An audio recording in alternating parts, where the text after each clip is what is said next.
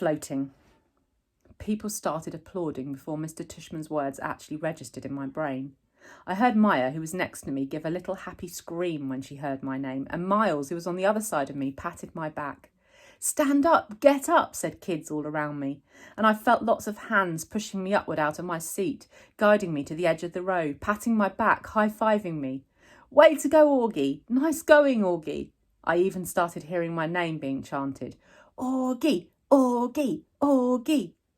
I looked back and saw Jack leading the chant, fist in the air, smiling and signalling for me to keep going, and Amos shouting through his hands, "Woohoo, little dude!" Then I saw Summer smiling as I walked past her row, and when she saw me look at her, she gave me a secret little thumbs up and mouthed a silent, "Cool beans" to me. I laughed and shook my head like I couldn't believe it. I really couldn't believe it. I think I was smiling. Maybe I was beaming, I don't know. As I walked up the aisle toward the stage, all I saw was a blur of happy, bright faces looking at me and hands clapping for me. And I heard people yelling things out to me. "You deserve it, Augie. Good for you, Augie." I saw all my teachers in the aisle seats, Mr. Brown and Miss Petosa and Mr. Roach and Mrs. Etanabi and Nurse Molly and all the others, and they were cheering for me, woohooing and whistling. I felt like I was floating. It was so weird. Like the sun was shining full force on my face and the wind was blowing. As I got closer to the stage, I saw Miss Reuben waving at me in the front row, and then next to her was Mrs. G, who was crying hysterically, a happy crying, smiling and clapping the whole time. And as I walked up the steps to the stage, the most amazing thing happened. Everyone started standing up.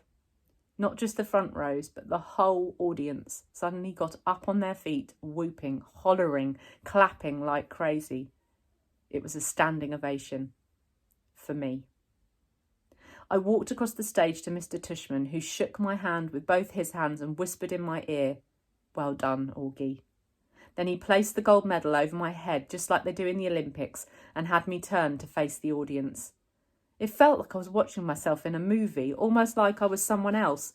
It was like that last scene in Star Wars Episode 4, A New Hope, when Luke Skywalker, Han Solo and Chewbacca are being applauded for destroying the Death Star.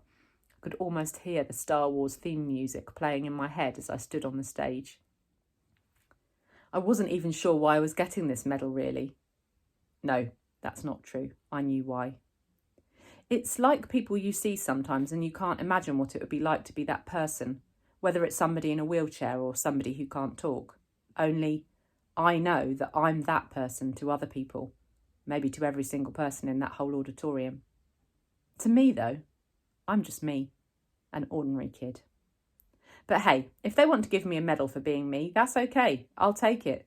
I didn't destroy a Death Star or anything like that, but I did just get through the 5th grade, and that's not easy, even if you're not me.